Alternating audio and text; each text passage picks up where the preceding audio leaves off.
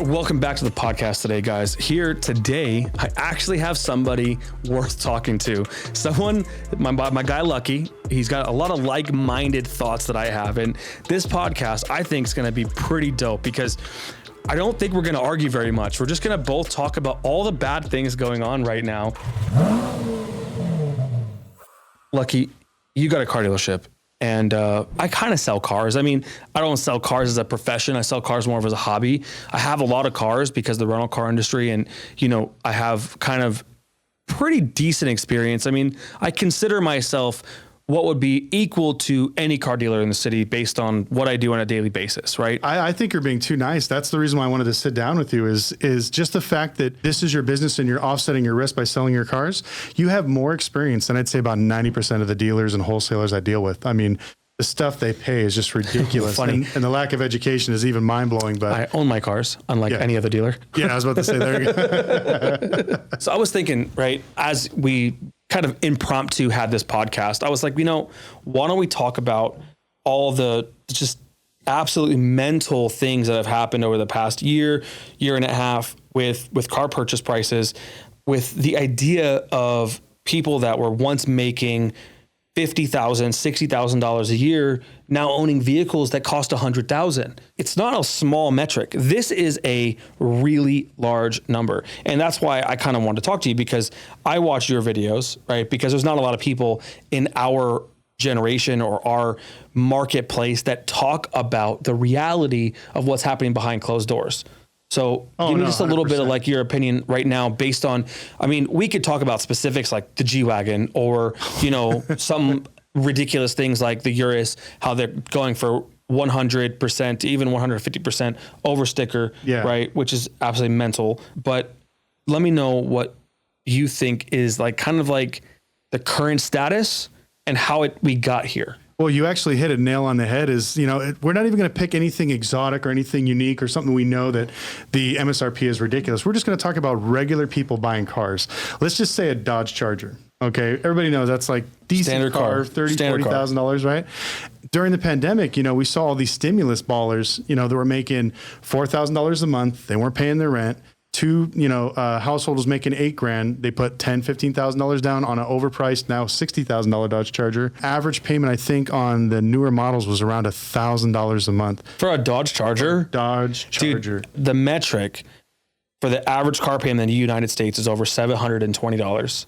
That's real. Yeah, and it blows. So that means mind. it's like a Corolla is $700 a month, right? Yeah. Because if it's average, the average car would be like a $30,000 Toyota Corolla. Yeah. Correct. So they're paying $10,000 over sticker for a Corolla at $700 a month. I don't see this ending well, dude. No, I mean, and so all these people during the stimulus time were like buying these cars, right? And we're like, they have the money, they're liquid, whatever else. But now fast forward, you seeing like, just like I'm saying, it's slowing down. My business is slowing down. I'm watching Vegas slow down, which, you know, we're a busy city. That's why we're here, is because we have work all the time. And I'm watching these people that used to make $4,000 and now making $2,500 a month. And now they're being even laid off. Rent's doubled. Gas is doubled, their insurance, their food. So now technically they probably thought they could afford that $1,000 payment. They can't even afford it now. So within 1 year, the market changed. Let's just put it in perspective, right? Yeah. You have $8,000 family income. That's not taxed, right? I mean, you can elect to have it taxed, right? But that's not necessarily what anybody did. No. When they were getting that unemployment, I guarantee you they were passing the tax. So everybody was getting $1,000 a week and they were paying with no bills. So a BMW payment seemed easy because they didn't have rent, right? And it went on for a really long time. The rent stopped for a long time. And actually, I think right now, I'm pretty sure it was California who passed a bill saying that they have to pay you 1 month's rent to evict you now. Yeah, I saw that too. Blew my mind. So you went rent-free for 14 months. I want to give a special shout out to today's sponsor. We have BulletSafe. Now, BulletSafe specializes in high-quality gas masks, bulletproof vests, and riot gear.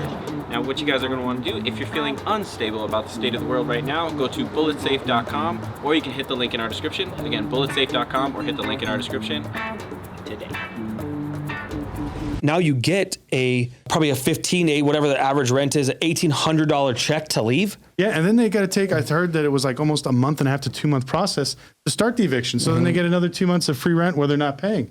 And now this stuff, it's like, I can't believe it. And then I hear these people like, oh, well, the economy's good, the economy's strong. And I don't know who they're talking to. I mean, you're a business owner. I was paying rent the whole time. I'm sure you were. Your landlord, he Honestly, doesn't accept, I have COVID. I'm going to have that conversation with him eventually. Yeah. And so it's like my landlord, the first thing he did, he called, hey, you have to pay commercial rent. You don't have moratorium on regular rent. And I'm like, no, I know I don't have to pay my apartment. I still am, but I'm also going to pay on my commercial real estate. And it blew my mind. And then now that we're facing this like shortage where like every day I'm going out buying repos, I'm watching these, like we picked up that Aston Martin that was out front there. I picked it up from a small bank in California. I won't mention the name, but they had 4 other exotic cars there that we picked up. And one thing they had in common was not only did they have an exotic car loan with this company, they also had a PPP loan with this bank. So as soon as they got the PPP money, magically, within 60 days, they're putting $100K, $150K down on some of these exotic cars. And now that the PPP money's gone, all of a sudden these exotic Highline cars start popping up. And I think for me, that's what I feel like what drove our market nuts. Like $100,000 over MSRP for a G-Wagon, like the Huracans, you buy them for $2.25. Now, what are they selling for $3.25? You don't even have to do anything. And it just blows my mind. You could probably talk more about that because what is some of because I remember, can we talk about the STO? I remember you bought it. Sure. You wrecked it, or not you wrecked, excuse me, a customer wrecked it. You got paid. Mm-hmm. They crashed it again. Yep. You got paid again. And then didn't you sell it again and make some extra money on top of that? The STO was really stupid. The car was $390,000, and when it got wrecked, it was totaled. The market value of the car was around $5.25, which wasn't that much higher at the time because I had a very, very, very early STO. Yeah. So when new cars like STOs or SVJs or really crazy cars come out, the first handful of cars don't go over sticker to like the crazy extent as the middle tier does. Right? Because not a lot of people know where the market's going to be. Yeah. Right. So before they were 200 over sticker, they were about 100 over sticker. I wasn't able. 4 or 5 months went by. Car sat, and Liberty Mutual totaled the car, and I got paid. I then bought the car back from the insurance, which I typically do 99% of the time. Yeah.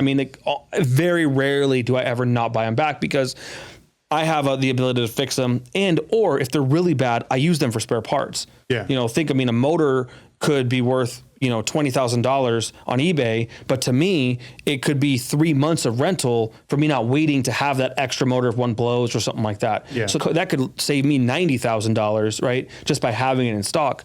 So I buy the STO back and I'm like, you know what? It's carbon. I'll fiberglass it back together. I'll fix it. No big deal. And I'll use it as a display car, right? We get it from the body shop, and a woman obviously wasn't thinking clearly, drove and took the front of the car off again. Yeah, because I remember that. Wasn't that like the day you got it back? It was the minute we left the body shop. It wasn't the day. It was leaving the body shop. At the exit of the body shop, it happened, and she didn't have insurance. So I actually did not get paid again. The car was damaged, but the value of the car was literally at that point $200 over sticker. So I was able to sell a damaged salvage title STO for sticker. So pretty wild. I definitely did not want that to go down that way because I don't want the market to be like this. Like right now, my competitors in the exotic car industry are pricing their cars so low because Vegas has slowed down by 70%, 60% of high-end travelers. They're literally renting Huracans, down the street for $500-$600 a day, right? And they think they have no recourse for that. Right now, they're going to find out real quick that they do have recourse because the cars are depreciating. So when a Huracan was $325, it's now $250 in an hour. It just takes one car to go through auction in an hour and it's gone. I had a Aston Martin DBX last week that had a issue with the front hood. I replaced the hood, did some paint work on it. It was the MMR and it was $170. Dealer offered me $165. 3 hours later, he's like, nope, can't pay that anymore. One just went through auction for this. I ended up selling it for $140 in a day. It dropped $25,000 in a day. Yeah. And so not a lot of people understand that. And dealers have a really hard time. They floor cars. On your channel, you talk about car flooring and financing and stuff like that. I don't floor the cars, and I have a way to make income back. So let's say I did buy a car for too much. I could rent it down, right? I wouldn't make any profit, but I could throw it in the rental fleet for 3 months, make maybe $30,000 and basically buy the purchase price of that car down so I don't lose physical money. Dealerships don't have that opportunity. No, they've got a car sitting there. Yeah, then you hit it right on the head. They don't have any money. Every dealer I know, it's all floored. Yeah, it's all credit. They don't have any money to their name. They're all buying these crazy cars, and to them, it's another $100 at the auction. So if they're competing with somebody like a buyer like myself, or even somebody like you, you're using cash. Cash buyers are more discerning. We look at the numbers. We pay more attention to that. These guys, just another $1,000 on my flooring line. Let's just keep bidding it up. And now I'm watching that all these dealers have all this overpriced inventory. Oh my God. I feel bad if you're watching this, you're a dealer. If you have any overpriced inventory, 30 to 60 days, sell everything you can. You can always go back to the auction, replace it. You need to ride that depreciation wave down, because now that the repos are coming in, and then we also have all these dealers that have all these lines of credit that can't pay. They can't sell anything. I won't mention names here, but I see a lot of dealers here in Vegas with really high-end inventory, and it's been there like 3-4 months now. They did the whole, well, I can't replace it. You have to pay sticker. Not anymore. Those days are gone. And so the thing is, people don't get why the market went up. The market went up because everybody had free money, right? Yeah. You put $6 trillion into the market and they're going to spend it. Well, it's spent. And the people that had $6 trillion don't have it anymore. They've got a G-Wagon that they paid $300,000 for that has a sticker of 164. They've got a Rolls-Royce Cullinan that they paid $550,000 for with a sticker of 365. They have all this overpriced stuff, and maybe they haven't paid off in cash. That's really cool. That actually devalues the market more, right? Because a lot of people are willing to take, if they bought it for 500, they're willing to take 400 back because it's 400 in their pocket that they can then put back in for bills or whatever, versus guys that have huge loans that have to take at the minimum their payoff. So the payoff situation causes a lot of confusion, because like there's an Aventador that I'm trying to buy right now with a blown motor. Okay. Mm-hmm. I happen to have an Aventador S motor just sitting back there waiting for a right opportunity. Yeah. Right. I bought it because I built a twin turbo car, and I was like, let me just get a spare motor just in case. And it's just sitting back there on a pallet. And so this blown motor Aventador comes up. It's been tuned by a performance shop in California that wanted to spit a lot of fire. Right. People don't really understand what that does to an engine. Anyways, boom, boom, boom, blows a rod, needs a motor. Now an Aventador motor at the dealer is like $200,000. Okay. So this guy's got this 18 Aventador S with 6,000 miles. His payoff is $280. I offer him $220. So what the car's really worth, $250 probably. He can't sell it for us. I mean, whether or not he has the money or not in his checking account to pay the difference and sell it, he's more in mind saying, I'm just going to sit on it, make the payment until the market goes up. Yeah. This isn't real estate, dude. Yeah. I told him, I was like, what do you think's going to happen? That car, that car prior to the pandemic was worth like 200 off sticker.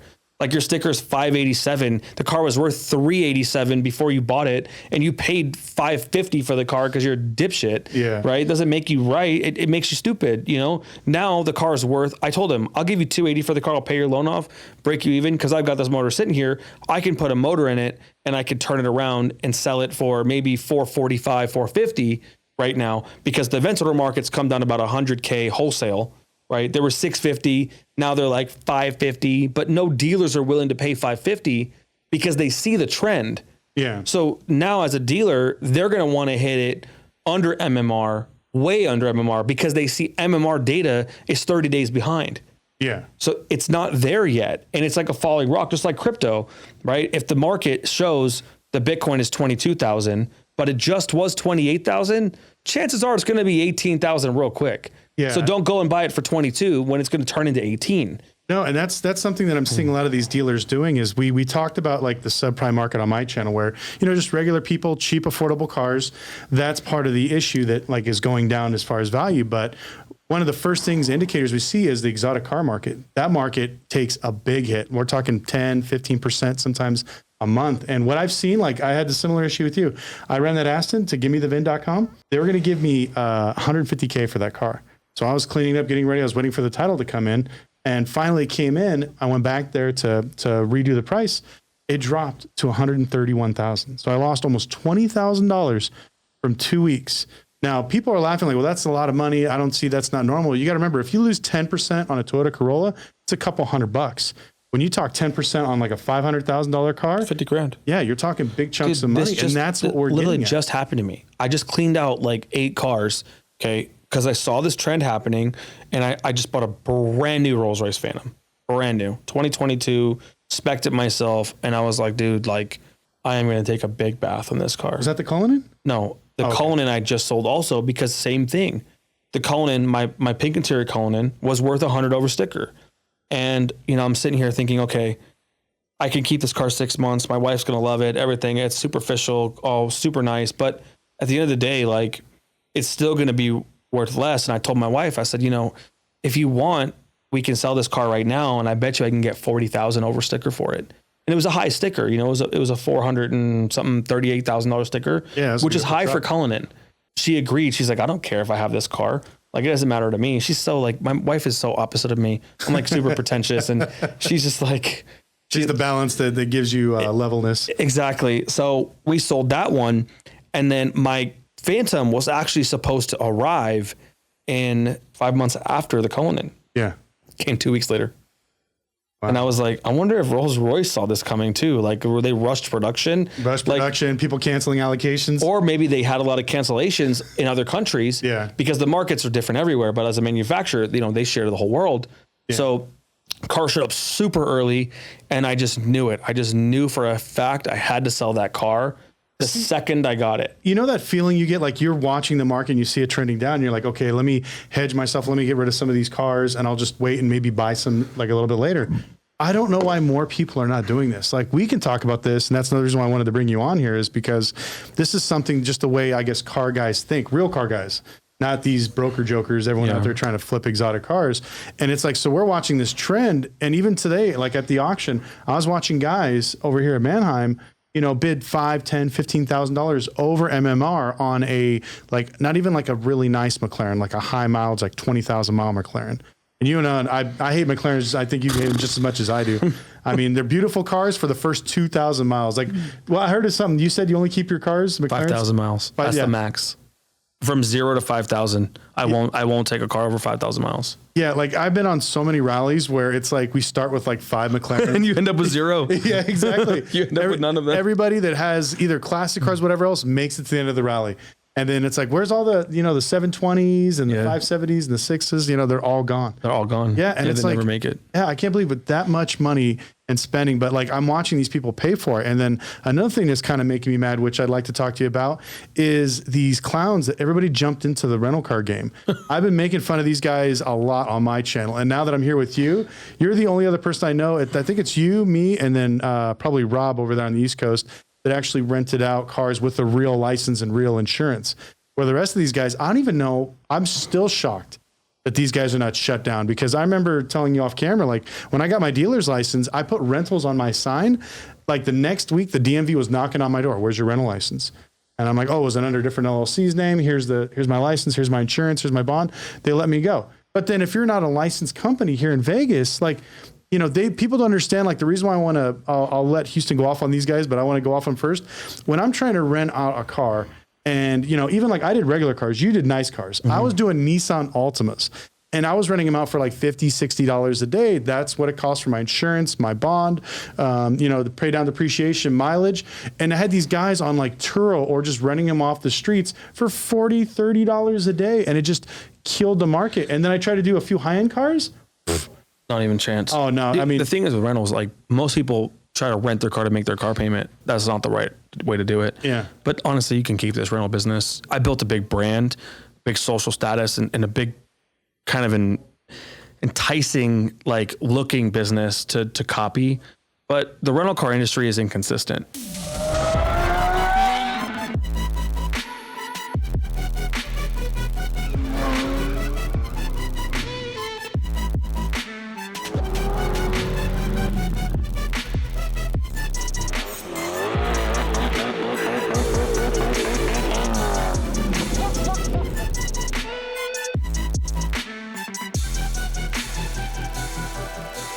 And that's why I've transitioned into food, because I want consistency and I want those customers to come back, and I want to be able to control the situation a lot better, right?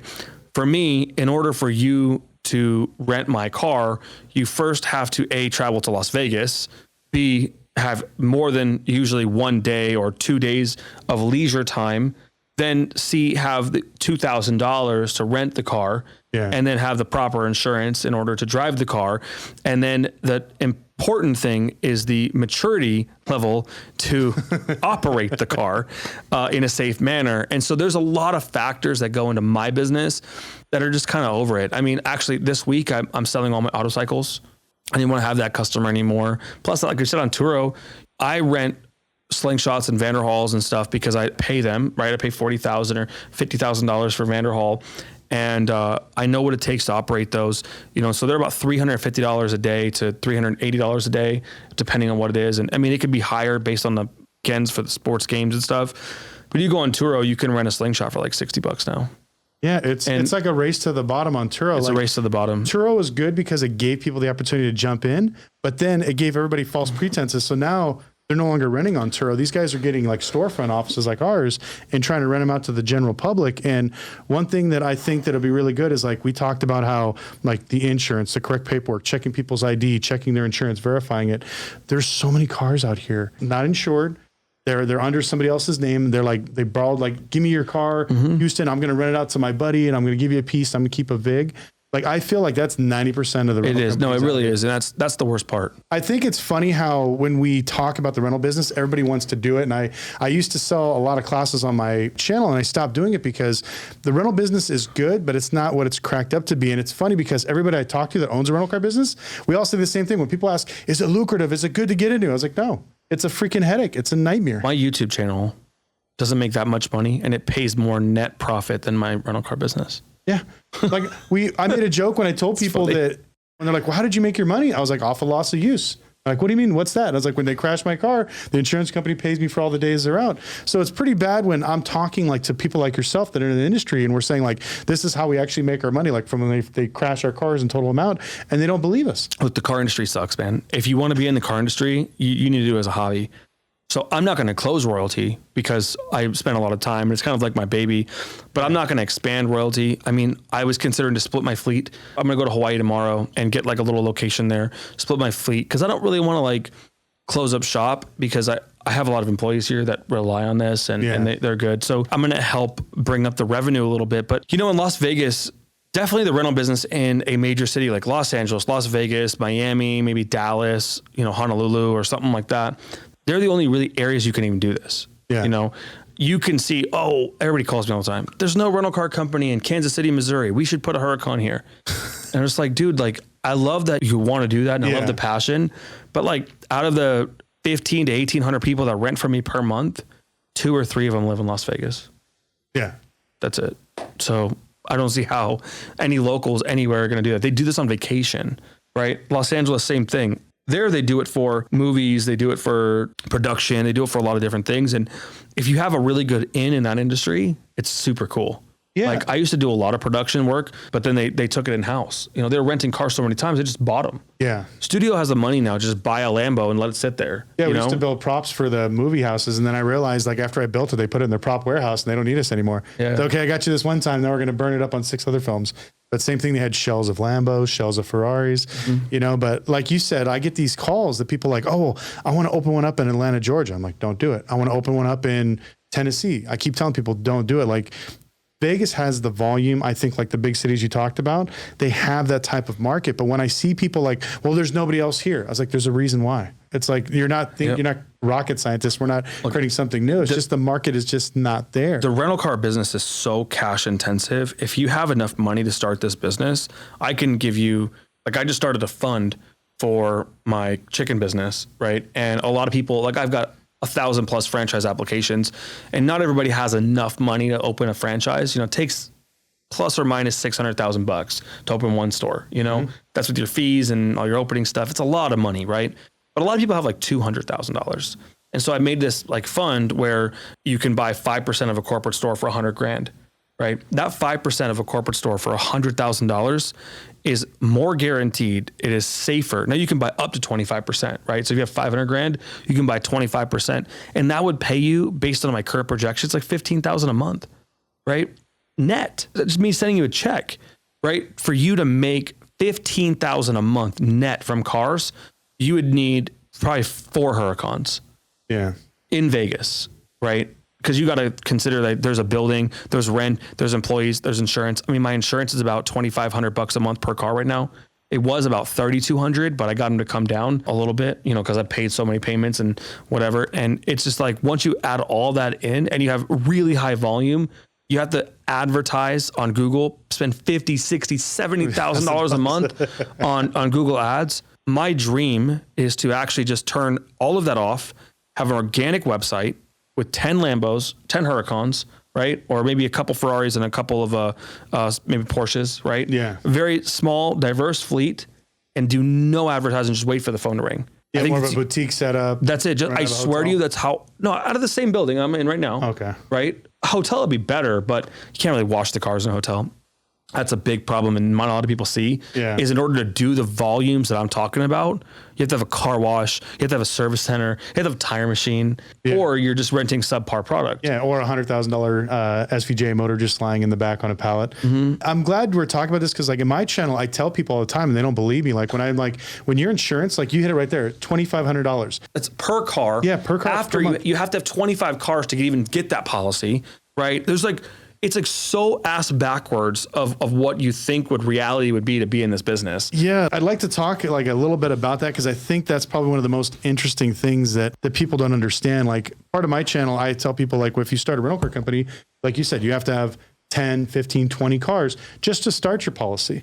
And then on top of that, most of these people, their cars in their name has to be in your LLC's name or some sort of corporation, can't be in your personal name. And then on top of that, you're going to have a starting cost of, I think when I started mine, it was like 20 grand, but I was able to piggyback off my dealer's license insurance.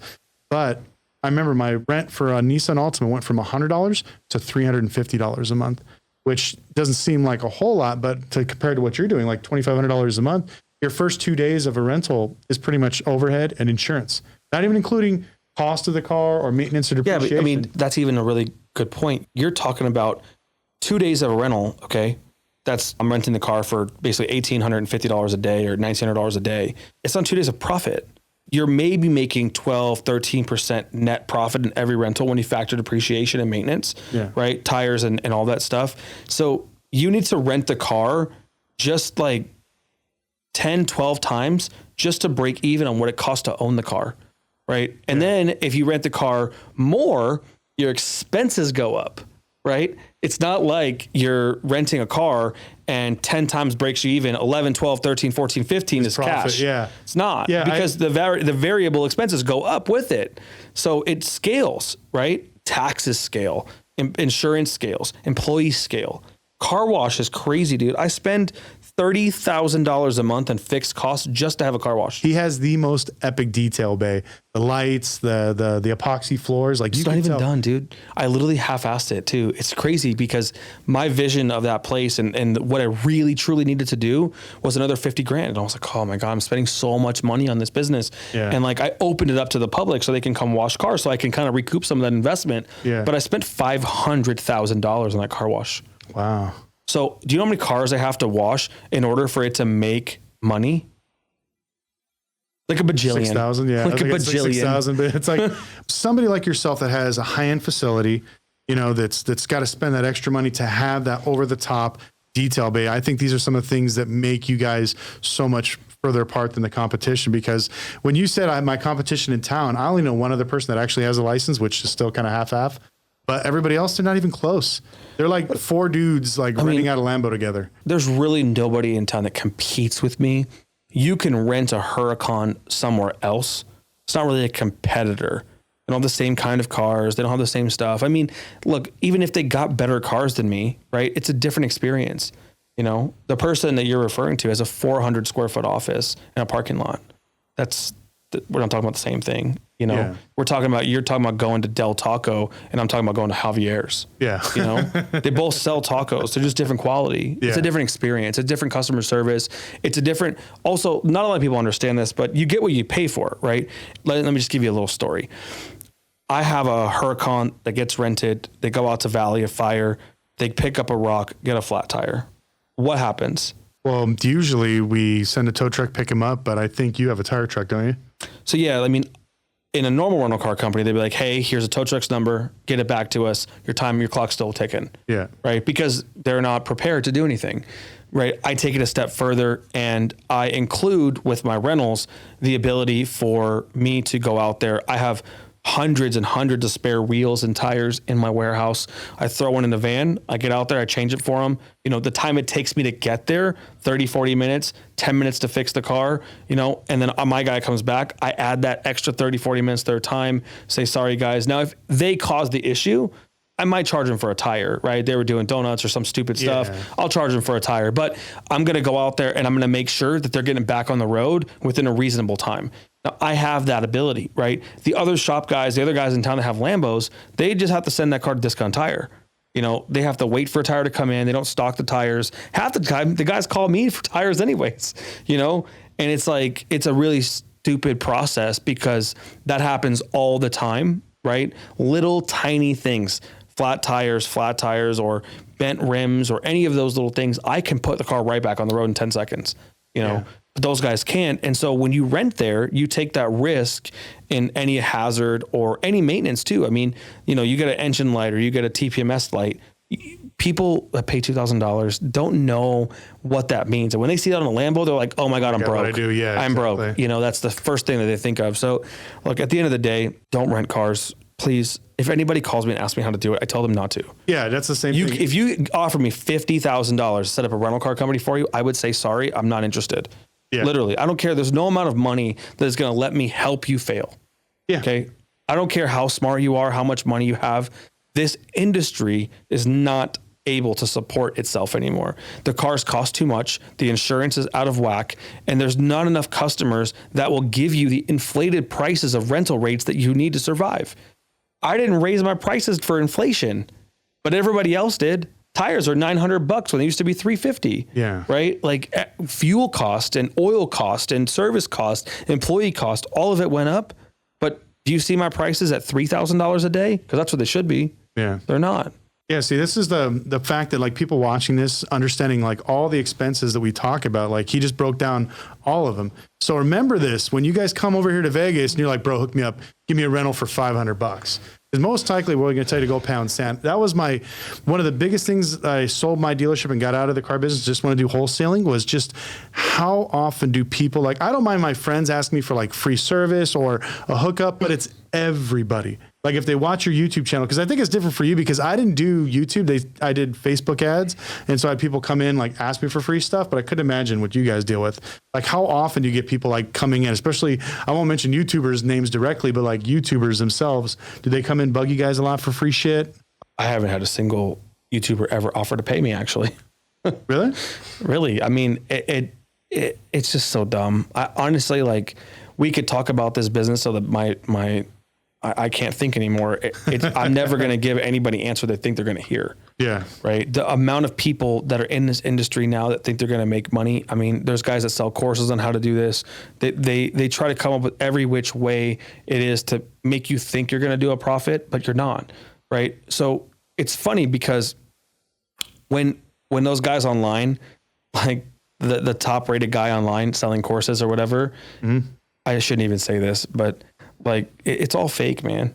Like I don't know why people believe it, you know? Oh, it's not like I've got sent courses and I'm like, this guy's talking about like getting leases in other people's names, renting it out with like a contract your attorney wrote up. I'm like, none of this shit's legal. It's all fake. Yeah. It's not real. Like you can't do any of that stuff. It's not renting a house. You know, the world was set up, real estate and Airbnb is set up because it's a logical thing to buy a home and rent it to somebody, right? That's a basic necessity for someone to stay in a bed and not sleep on the streets, right?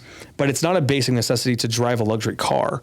So like logically, people aren't designed to loan their cars to other people and let them have fun in them, right? But like when it comes to a home or Airbnb, if you want to buy a $300,000 or $400,000 asset and rent it on Airbnb, it's a challenging business.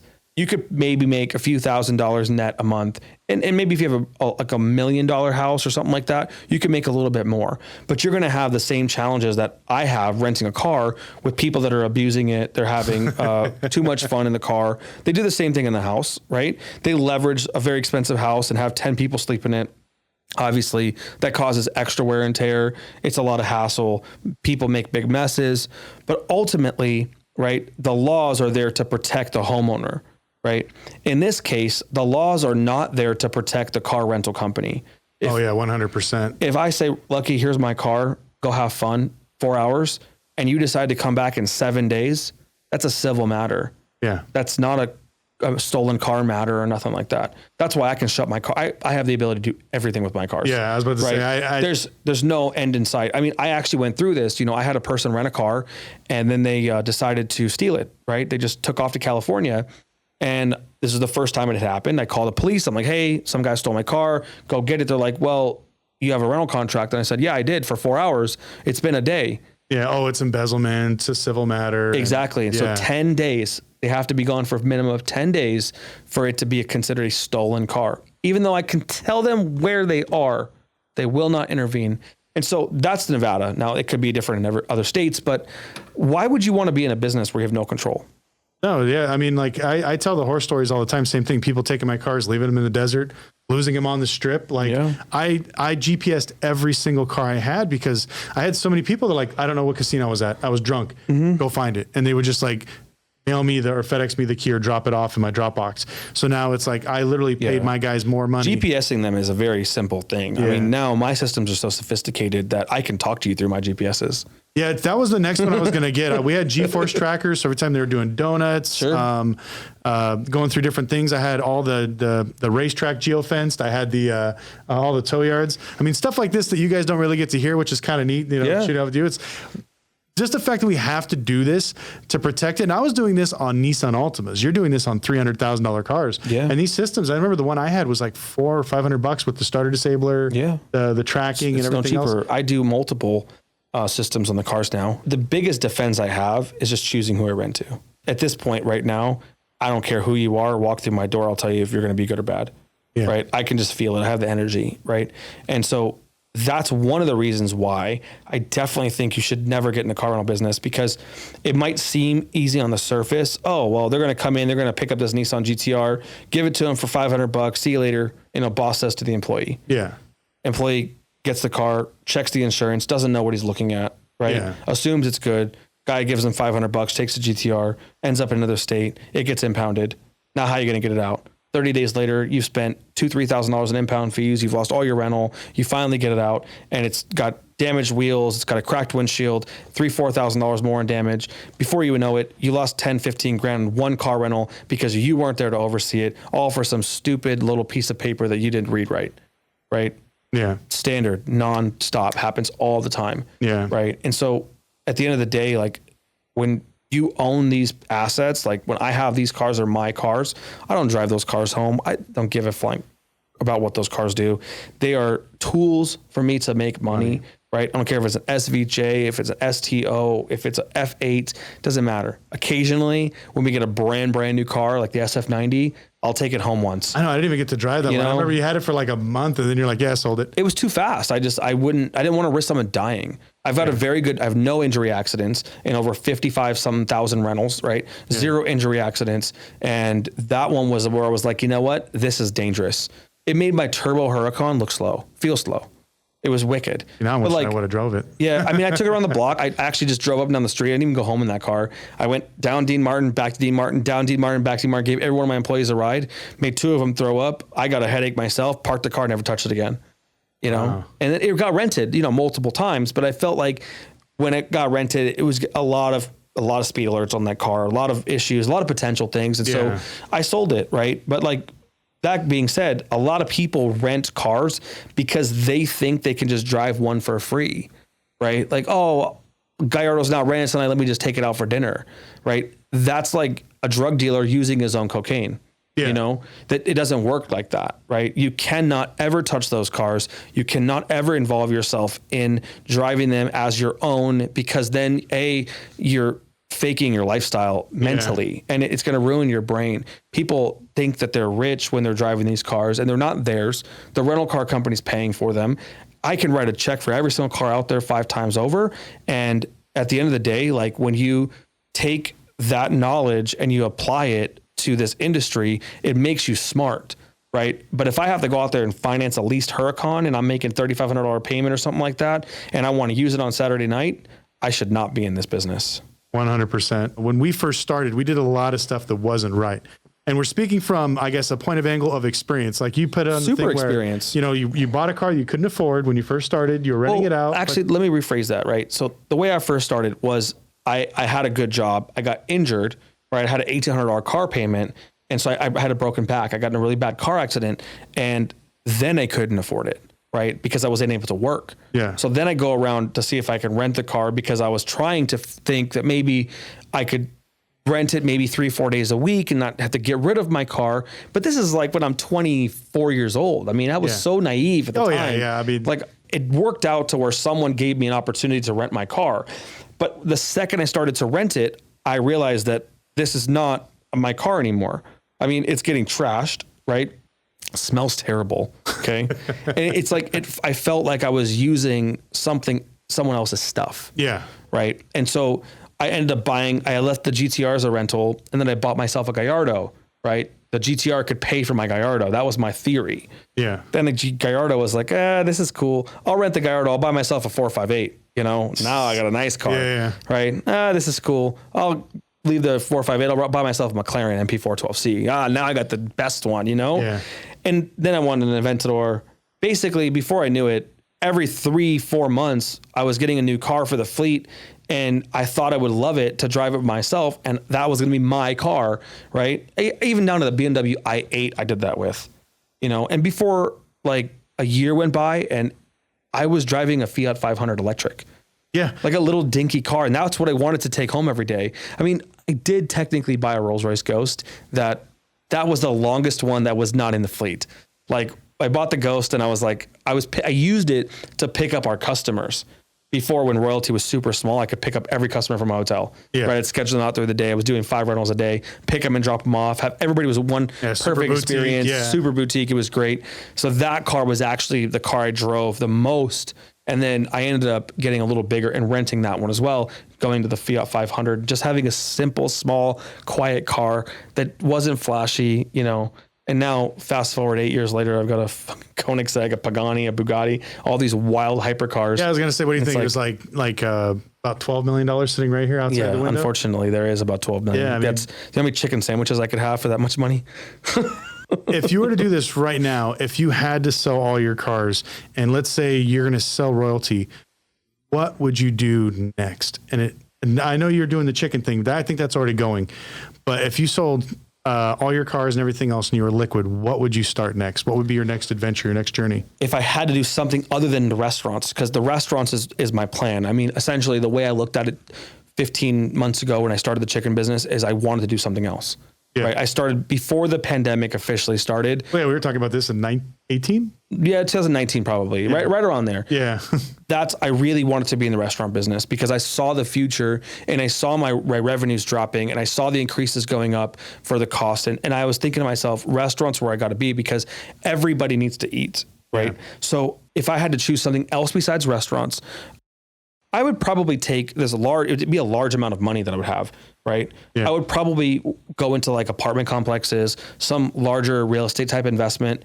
I've been hanging out with Graham Stephan and Ryan Pineda more than I should probably. Yeah. And so like these guys have got me thinking my real estate mind. I would develop real estate projects. Like what I learned from Ryan a couple weeks ago was he bought a 0% occupied, almost abandoned apartment complex, rehabbed it for X amount of dollars, got it essentially 50 or 60% occupied, and then was able to sell it and make a net profit of over $4 or $5 million, right? Yeah. And I think his total investment in that was less than his net profit. So I think he put like $3 million in to buy it and rehab it and then made like 4 or 5.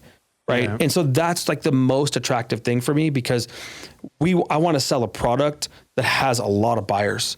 Yeah. And real estate is always going to have the most amount of buyers for any business. Yeah. And I think second is food, right? Because food is the most scalable business as far as a brick and mortar company. You can put a Houston's Hot Chicken in any state, any city, any country, and anywhere in the world, and someone's going to go eat there. Well, they had Forbes put out a list of the 3 recession-proof businesses. There was fast food. Okay. There's alcohol, and then there's payday loan stores. So these three. Oh, that's a good one. Yeah. Payday loans, man. That'll be our I'm next. down. Payday loans. Loan sharks. But my friend, fucking, we got a Rolls Royce Ghost. The guy didn't pay on it. Drove all the way from LA to here, borrowed $70K. And I think at the time it was worth like $180.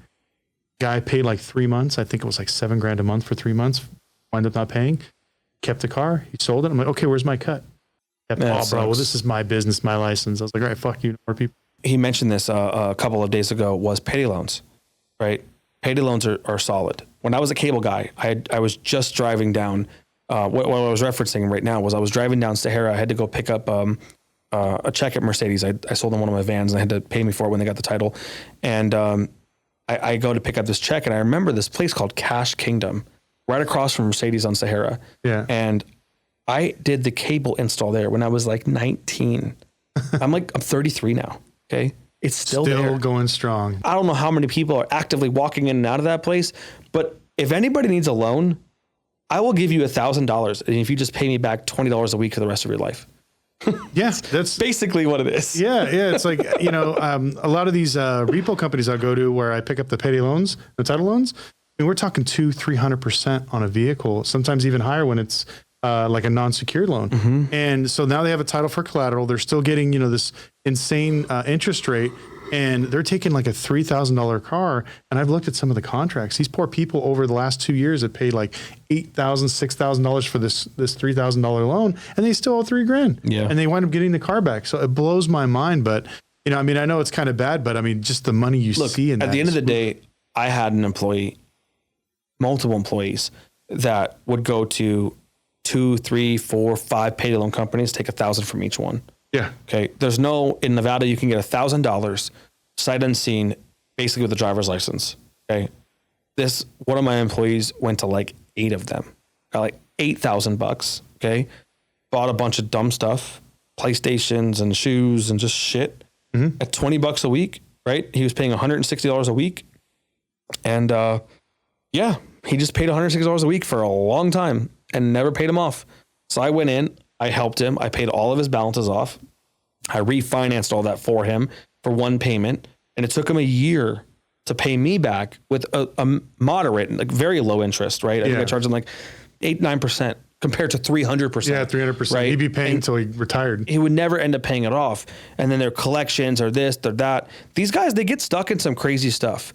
But my point is essentially like the car rental business is cash intensive. It's not like you can go and leverage your credit, $50,000, you can get 3 Lambos, right? It's not like that, right? If it was like that, then I would recommend it because there'd be a low acquisition cost for these cars, but there's an extremely high acquisition cost, right? The transport industry, same thing, high acquisition cost, right? You need a truck, you need a trailer, you need insurance.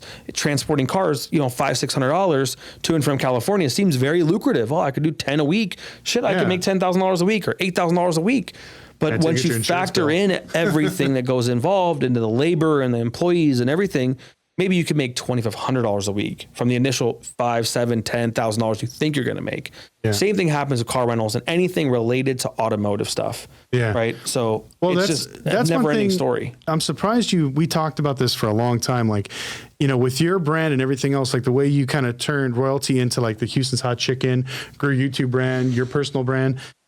I'm still shocked that you don't own a car dealership. I mean, I have a car dealer license. Well, I know, but it's just you kind of have to choose one side or the other, right? You got to choose to be a car rental company or choose to be a car dealer, and I think I'm changing my opinion on that. When the economy gets bad, it's easy for me to sell cars, right? Because then I have the best cars in the market, right? But you know how attractive it is to buy and sell wholesale.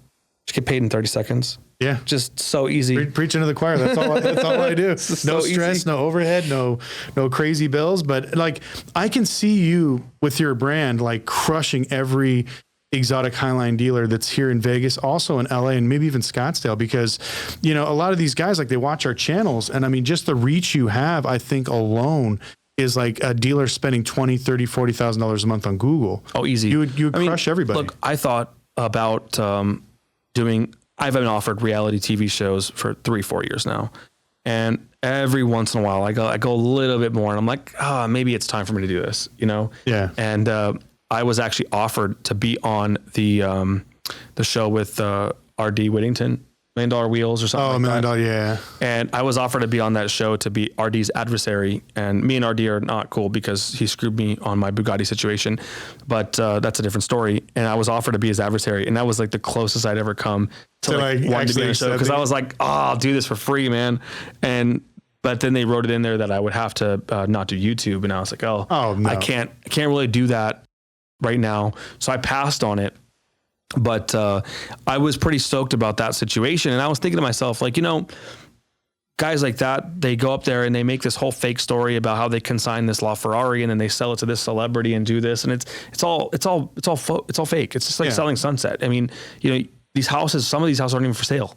Yeah. They just go there, they tour them, they bring a fake buyer, they set it up, and then boom, it's $40 million. Oh, you can afford it? Write this check. Yeah. I'm an investment banker from England. Exactly. Here's a $40 million check. Thanks for my house. Oh, within 1 week, we closed this deal. Yeah, exactly. Made the $30 million. potential commission is $600,000. Yeah. Yes. No, I think that's why the car business reality shows never work, because if they actually meet car guys, one, we cuss like a sailor. So, I mean, there's no way we can be on TV. Yeah. So it's like we're off the mic, like we're just going at it, but like dealing with regular people, we can't. And the fact of we do some hard decisions, like when you have to tell people, hey, look, I don't feel comfortable running you. I did it all the time. Like, hey, sir, your credit is garbage. You've never paid a bill ever in your life. I can't give you a car. I'm an asshole. I'm a jerk. I'm whatever else, but that's something you can't really put on camera. But I think the fact maybe now you can. I was about to say, maybe probably now, yeah, with it's YouTube and stuff. A little different now. You can, because I'm thinking about opening up a dealership as well, because I see the economy turning. I know how over leveraged a lot of these dealers are. And every time like I talk to some of these guys, like I admit I know a lot, but I don't know it all. So I'm always like learning from everybody. None of these guys want to learn. No, like they all think they know everything. Yeah. I don't know if it's dealer syndrome or what, but it's like, we'll get into a room and they always want to know how much money you're making. What are you selling? And then I'm like, oh, this is what I did. And this is what I did. What about you? Oh, they never want to share any information. Nothing. And the worst thing is, like, and in our realm, there's only so many exotic cars in Vegas, and we know who owns most of them. So when I see, oh, I bought this for this, I'm like, no, you didn't. That's consigned, bro. You don't own that car. You couldn't even afford that car. It's like they're just giving it to you on consignment to sell it. Exactly. And so it's like, that's the thing I think that you can break through in this particular market, because I don't know if you know this, Lucky, but my first ever little business venture, I wrote a book called How to Avoid the Repo Man. I was 18 and I worked at a repo company here in town. It was one of my first jobs. And I wrote a book about how to understand the repo process, because not a lot of people understood it. And I was thinking about going and getting that and basically republishing that book. It's short. I think it's like 40 or 50 pages. And I sold it in like 2010 or 11, right around that time, like $5. And I was watching your video today and I was like, you know what? I should go out and re-put this information out. Maybe I would do some good again, But then at the same time, I was like, why? Why help the stupid? If they wanted to go out and buy these ridiculous cars, BMW 5 Series, Jack in the Box manager guy, like, why help them? Yeah. Let them all learn a lesson, and then I'll go to the auction with you and we'll buy 20 BMW 5 Series for 50% on the dollar, and then we'll sell them to people who can then in turn afford them. Yeah. Right. Because those guys that were not able to spend 20 over a sticker because the guy that working at Jack in the Box said, oh, I can afford $864 a month. Yeah, no problem. I'll take that car. Yeah. It's like, I remember in my dealership, and I did a few videos on my channel where I talked about how I used to tell people, hey, you can't afford this car. You can't afford the maintenance. You can't afford the insurance. I wouldn't do it. Depreciation, blah, blah, blah. I would give them reasons not to buy a car. And everyone thinks dealers are jerks and we're mean people. And a lot of that's not the case. Like, we tell people, you can't buy this car. You won't be able to buy a house because your DTI is screwed up. Of course. You have kids. You want to buy maybe a nice car for your wife. Well, that's screwed because you just buried yourself in this new BMW. And it's just like, no matter what we do, like you said, you can literally lead them to a path of financial freedom and they will just stare you in the face, be like, I want the BMW. Yeah. And what's really funny is that those guys that did that and they went all over sticker, anybody that can actually afford that payment, that wants to pay for that payment after it's worth less, cool, be my guest. What I want to see is all the dealers that were taxing 50 to mostly just like Mercedes, BMW, Audi, those guys. Sure, all the other dealers too. Like Kia, I heard was crazy. Yes, 60 grand on a Palisade. Yeah, I heard that was wicked, right?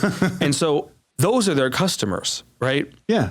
They can not now trade out of those cars to get new ones. Yeah, they're buried. They're buried beyond belief. And so whose responsibility is it going to be? right? I think now listen, all these metrics, there's no way they're accurate because I know what the cars are selling for, but I think it only said like 26% of cars are underwater, or paid for over sticker. It's way, it's got to be 70, 80% of car sales. I bet you it was probably 90% of cars sold between June 2020 to current that were all sold over sticker. Right. And if you go to trade those cars back in, they're going to be worth under sticker, of course. Right. Plus, don't forget tax. You lose 10% right off the top. Right. Any of the dealer fees and any of the insurances that you bought or any of the gap or this or that. Right. All those guys, they can't buy cars again. No, they're stuck. They're buried for the next 2-3 years. So who even 2-3 years? They're buried for 4. Yeah. Right. I mean, usually you get buried in your car for about 3 years before you can get your way out of it and break even.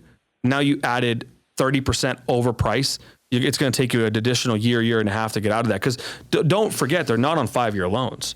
They're on 7-year loans. Yeah, I seen some. Yeah, they were like 84 months. All of them. Yeah, they're all on 7-year loans. It blows my mind. And the worst thing is we didn't see that not only with the new cars over MSRP, we were seeing the subprime market, like regular cars, going for 170% of LTV. So these banks were like, okay, well, inflation, everything else, cars are going up. Go ahead and lend up to 170. So now on a $15,000 car, these guys are getting like 23 grand, 24 grand. Yeah, and then it's like, and now they're financing this car, and as soon as the market dips, it's worth $8 grand, and they owe 24 on it. Yeah, it blows my mind. So it's like it's just a recipe for disaster. So I'm very interested to see what's going to happen in the next 6 to 8 months, because I think how people walked away from houses in 08, I think people are going to start walking away from cars. Well, that's exactly what's going to happen. That's the key. The housing market is not going to crash like it did in 08. It's not possible. Yeah. All the homes have been paid in cash. It's too hard to get a home loan these days. Nobody has 5-6 houses like they did. Yeah. But there's a lot of people that got 4 or 5 cars. Yeah. Shit, I got 38 cars myself. I mean, luckily, all but 2 are paid for. I'm okay in all those cars, and I bought them right. But Bring a Trailer's by my best friend recently. Moving in and out of those. I have a lot of collectible cars that are not the standard cars that we're talking about. Like I just sold my 1996 456 GT, which is a V12 gated manual Ferrari, green on tan. I mean, I purchased that car in the low 50s, right? About a year ago, and I sold it for 72,000. So that was a modest increase, and I think if I would have sold it about 6-7 months earlier, probably got 100. Yeah. Right. That would have been great, but I didn't want to sell it then. Now starting to sell through some of my stuff, my Acura NSXs, my Land Rover Defenders, those types of cars, I believe, are not really affected by this dramatic drop because they're so rare. They don't have an MMR, number one. Yeah. Right. They don't have a lot of transactions. And so if you guys still want to be in the car business after all the things that I said no, and Lucky said no. Yeah. If you're going to buy cars, buy very low production manual transmission cars or V12, V10, very rare engine model cars, because when everything is electric and everything is hybrid in the next couple of years, the most value you're going to have is in the stuff that people have emotion to, right? So anything that's gated and anything that sounds like a V12, that's my only advice, right? And stick to those. Yeah. I mean, I pretty much similar the same thing. If you can afford those cars, go for it. If you're a new dealer or you're a rental car company, you're trying to start out, go the budget way. Get regular economy cars. I'm talking about buying them and holding them. Yeah. No, those cars. Yeah. That's what I'm saying. You can't buy those and sell them immediately. You buy them and hold them, and that's an investment in the car world. Yeah. Make your money somewhere else. You're not going to make money in the car business right now. If you're trying to become an automotive dealer, you better be a very popular person, and you better have a long list of people that you can sell to organically, because paying to get your customers is impossible these days. Yeah, and it's so expensive. Very, very deep pockets. And there's not a huge reward at the end of the tunnel. That's why take my best advice and stay away. I don't care how big your dealer is, unless you have a new franchise store, right, with the huge deep pockets of financing, all the extra warranties and all the extra stuff, you're not going to make money. Right? Like the Kia store will make money because there's a demand and there's manufacturer rebates. Yeah, we get bonuses after we sell so many. But yeah, used, same thing. Everyone thought that I was balling out of control. I had a $2 million flooring line. You see 100 cars on my lot, each car cost me $500 to $1,000 a month with my interest and everything. So at the end of the day, like people ask, like, man, you must be rich. Dude, I was walking away with like 100, 150K after paying my employees made more than I did. Yeah. Easy. Everybody made more than I did. And so, but Vegas, we had a really bad market and everything else, but I know it's getting hot in here. I want to finish off with one thing. We were talking about how car payments and everything are crazy. And I don't know if you're okay with discussing this. Can you tell us what a car payment is on some of your hypercars? Because I think people have no idea like what it would take for someone to get financed. Like even you with the background and credit and money, what did you have to put down? What did like the monthly payments are and some of the like criteria you had to have to get something like this? So you can't go out and finance a hypercar. Okay. So in order to buy a Koenigsegg, a Pagani, a Bugatti, you have to pay cash for it. But I have a very good relationship with a private bank that I was able to take 50% of the value on that car back because I wanted to open more chicken restaurants, right? And so, yes, I have money, but I also want you gotta have your capital work for you. I'm holding more cash now than I ever have before. Dude, I used to have like 200 grand in my bank account. Like, and I mean, I'm sorry that sounds pretentious because I'm not trying to be that way. But when you're operating a business that has a $430,000 overhead every month, having a couple $100,000 is very, very little cash, right? And now I have upwards of 10 multiples of that, right? More, I mean, way more, because I see the economy's changing and I want to have that opportunity to be able to buy and those good deals and get them real quick and have the cash ready. So I took a loan on the Pagani and the Koenigsegg. My Bugatti, I did not because, I don't know. That car doesn't have the value that the other ones do, right? The value on the Koenigsegg is close to 5 million, right? It's a mid fours. Yeah. And the value on the Pagani is about 2.6, 2.7. So I took 50% on both of those cars through a private bank. I pay 35,000 for the Koenigsegg and about 20,000 for the Pagani. But those aren't standard car payments, right? So I don't want to confuse anybody with those. Well, no, that's why I want to give people an instinct because everyone's always like, well, I want to have these cars in my driveway. And it's like, I don't think they realize how expensive and my insurance is $12,000 a month. Yeah. And $12,000 a month. And then on top of that, these cars are sitting here. You don't rent them, correct? Never, ever would it be a rental, let alone people could, I don't even let anybody sit in them. Yeah, so it's like they're not rentals. That's the thing. That's why I don't even want this business because like I don't want people to assume that all my hard work from all the other things that I do outside of royalty is because I rent my cars. Like that's why I want to keep them in my house. But then I feel bad because people fly from all over the world to come see these cars. Yeah, and I'm the only time they're ever going to see it. Yeah, I'll leave them in the showroom just because I want to be nice and I want people to take pictures with them. And I do that kind of like as like a memento for people that are traveling here. But I didn't finance those cars because I didn't have the money. That's the difference, right? Like when I go to buy a car, if you can't write a check for it, you probably shouldn't own it, right? You should make that money work for you better. There's a lot of people that will tell you, look, take the 300 grand, buy a rental house. It'll give you the rental amount of money, right, per month to go finance the Lambo, appreciation right? Like the house will make more money and you can just lease the Lambo. Yeah, I could totally tell you've been hanging out with Ryan and Graham. Yeah, well, exactly, But I mean, I share so much common interest with them. And that's, honestly, I started holding more cash talking to Graham. Graham really opened my eyes to maybe saying, look, you're a little too heavy in these things, and I was like, man, maybe you're right. Like, and it really feels good to have the ability to just write a check for everything on the spot and not have to sell something to pay for something. Yeah. I used to have a lot more than 38 cars and big cars, like really big cars. Oh, I know. You had that warehouse right behind us that was full of cars. Like you only see this like small sliver here, but you got a whole warehouse not even open to the public over there. And so now that I've taken my money back on those, and look, those cars in my mind are tokens of my success, and I want to look at them every day, and I really, really, really like them. They're amazing to be around, but I didn't make that money from royalty. Royalty doesn't make money to pay for that kind of stuff. I mean, if I got a company BMW 7 Series, I'd be lucky, So, it's the chicken business and it's the dramatic amount of restaurants that you can have. Every restaurant that I have makes a little over $50,000 to $60,000 a month net. Some of them are making 90, right, with alcohol. So when you think about that, if I have 10 restaurants, I mean, that's bringing in net profits $500,000-$600,000 a month. Yeah. So for me to pay 50 grand a month for my cars isn't that big of a deal because that money that I use to loan against them is making me that much money. Right. So one store for $500,000-$600,000 can net $50,000 a month to my pocket.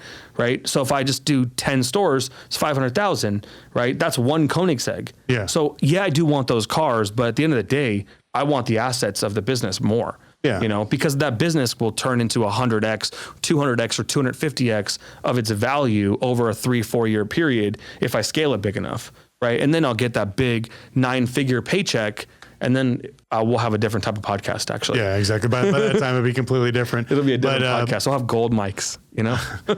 I appreciate you taking the time. I know we literally did this. Like I walked in to say hi. I picked up a vehicle from you, and then we're like, you got 20 minutes? You want to do a podcast or you do a quick thing? And here we are. But if you have any questions, leave in the comment section below. I'll try to answer most of them as I can. If you have anything for Houston, leave it on his channel. Make sure you subscribe to him. Also me, mine's Lucky Lopez.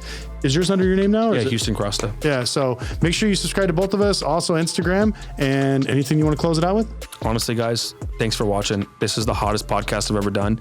It's about 160 degrees in here right now. It's pretty warm. So I appreciate it. If you could like this video to maybe be our most liked video so I could walk outside and get some fresh air, that'd be great. Exactly. We got to go get some hot chicken and some beer at your new place. I'm going to go get some water. Okay.